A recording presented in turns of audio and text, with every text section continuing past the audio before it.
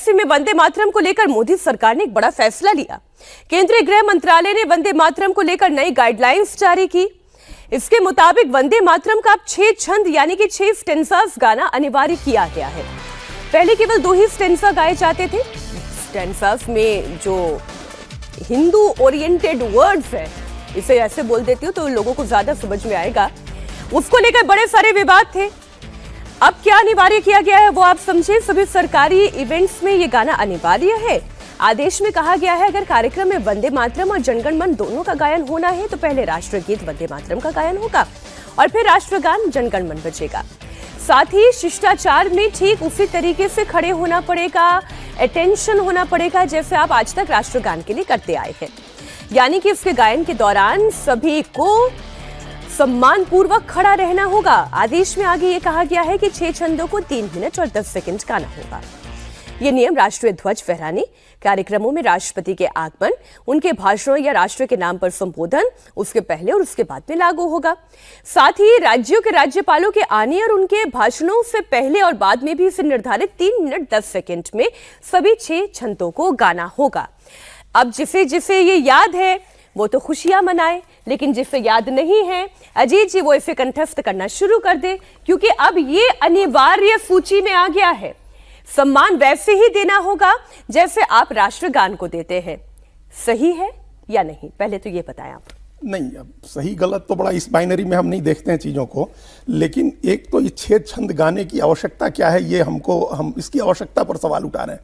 जब 2 छंद गाने की स्वीकृति है 1937 के कांग्रेस के अधिवेशन से और 1950 में संविधान में भी उस रूप में इसको स्वीकार किया गया है और उसी रूप में गाया जाता था, तो 3 मिनट 10 सेकेंड का करना, सभी 6 छंद अनिवार्य करना और उसमें फिर ये सबको इसकी हिस्ट्री पता है, इसका एक बैकग्राउंड है, एक हिस्टोरिकल इसमें एक इसको पर्सपेक्टिव है जिसमें चौथे, 5वें और 6ठे छंद को लेकर के आपत्ति रही है।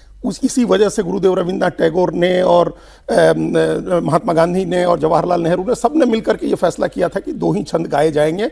उनसे मूल भावना प्रकट हो जाती है, मातृभूमि की पूजा आराधना करने की जो मूल भावना है वो पूरी हो जाती है कि हम मातृभूमि की पूजा कर रहे हैं। हालांकि उस पर भी लोगों को आपत्ति है, मुस्लिम समाज उस पर भी आपत्ति करता है, लेकिन इसके बाद ये जो बाकी के 3 छंद हैं, आप ये कह रहे विवाद होगा? नहीं, उसमें विवाद तो होगा ही, क्योंकि इसमें 10 दुर्गा प्रहर धारिणी कहा गया है, इसमें कमल दल विहारिणी कहा गया है, वाणी विद्यादायिनी कहा गया है, तो ये शिवा शक्ति कहा गया है, त्वंगी शिवा शक्ति, तो इस पर आपत्ति तो होगी ही। तो ये एक नया चैप्टर खोलना है विवाद का, जो विवाद का नया चैप्टर खुल रहा है। ये अजीत जी कह रहे हैं, अवधेश जी विवाद का नया चैप्टर खुलेगा, ये अनिवार्य करना अच्छा है?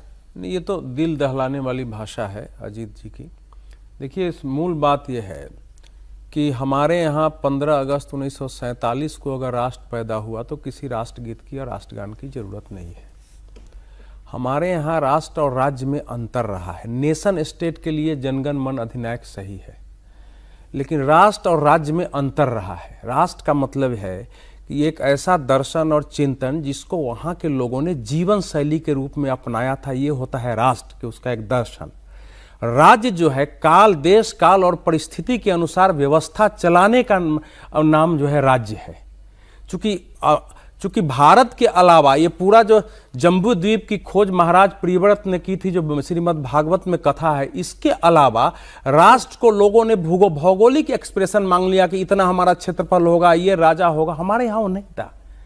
असदुद्दीन ओवैसी थोड़ी ना जम्बू द्वीप मानते हैं। नहीं, असदुद्दीन ओवैसी थोड़ी ना दुर्गा दशप्रहरण धारिणी गाएंगे। असदुद्दीन ओवैसी, लेकिन भारत में रह के असदुद्दीन ओवैसी को भी उस प्रकार का इस्लाम, क्योंकि ये जीवन दर्शन है। मैं ये जो चूंकि इन्होंने छेड़ दिया, एक श्लोक कह के मैं खत्म कर दूंगा वो। हाँ, इसमें जो है इसके जो राष्ट्र के बारे में जो महिमा गाया गया है भगवत पुराण में, अहो अमिशाम किमकारी शोभनम प्रसन्न एवं स्वदूत स्वयं हरि यैर जन्म लब्धम निरिषु भारता जीरे मुकुंद शैवो पाइकम अस्पृहा हीनंग। आहा, जिन जीवों ने भारतवर्ष में भगवान की सेवा के जो मनुष्य जन्म प्राप्त किया है, अथवा इन पर स्वयं हरि प्रसन्न होंगे, इस परम सौभाग्य के लिए हम भी तो तरसते रहते हैं।